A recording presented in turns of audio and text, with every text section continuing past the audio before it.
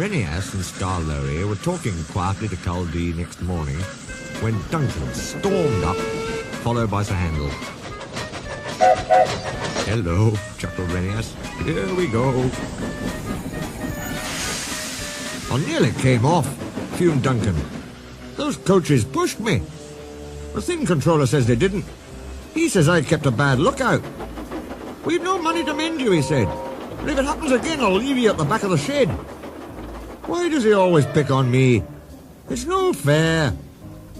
Skarloey said nothing. He just winked at Renias. "As you were saying, Culdee," remarked Renias, "you had 2 coaches on your trial trip. Do you ever take more? Now our line is so steep that we're only allowed 1. We each have our own. Mine's called Catherine, I know her well. That's most important." "Why?" asked Sir Handel. "They're only coaches." "Ours," said Culdee, "are something more. You pull your coaches, and you can see ahead. We push ours up, so we can't see. They watch the line for us. The guard watches too, of course, but Catherine's so clever that I know at once if anything is wrong." "That must take a load off your mind," said Skarloey. Culdee smiled. "But not off my buffers. Climbing's hard work and needs a lot of steam. My farmer and I have a tiring time. Coming down," he went on, "it's different. Catherine and I just roll. We need no steam for that." Sir Handel sighed enviously. I should like that," he said. "With your automatic brakes. It sounds like a rest cure." "That," replied Culdee, "was just the mistake poor Godred made." "Who?" asked the little engines. "Is Godred?" "Godred was our number 1, and named after a king," Culdee replied. "Perhaps that went to his smoke box and made him conceited. He'd never keep a good lookout. He'd roll down the line looking anywhere but at the track."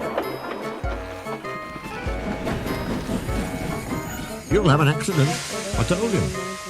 "Pooh," he said, "I've got automatic brakes, haven't I? And driver's got his air brake. What more do you want?" "More sense from you," I said. "No engine can stop at once if he isn't ready to obey his driver's controls." "The first thing a young engine learns," agreed Skarloey.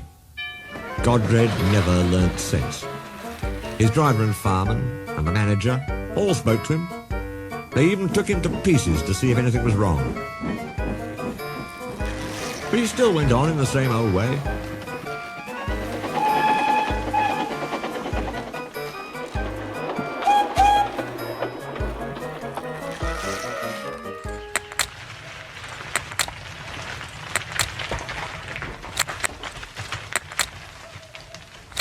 One day, I was going up and waited at a station for Godred coming down to pass me.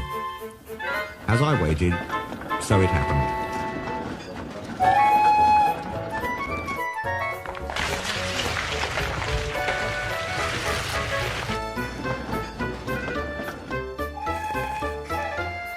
One moment he was on the track, the next his driver and fireman jumped clear as he rolled over.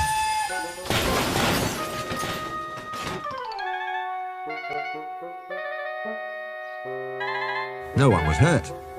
His coach stayed on the rails and the guard braked her to a stop. They brought Godred home next day.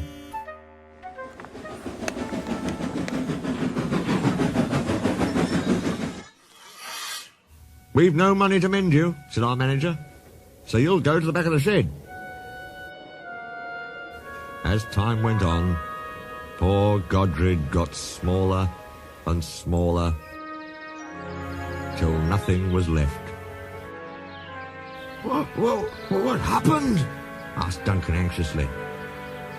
"It's not nice to talk about," said Culdee. "But what happened?